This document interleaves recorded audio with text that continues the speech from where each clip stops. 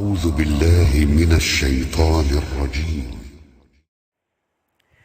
يا أيها الذين آمنوا لا تتبعوا خطوات الشيطان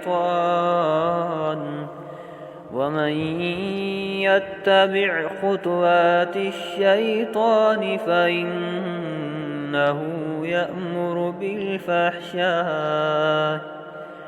فإنه يأمر بالفحشاء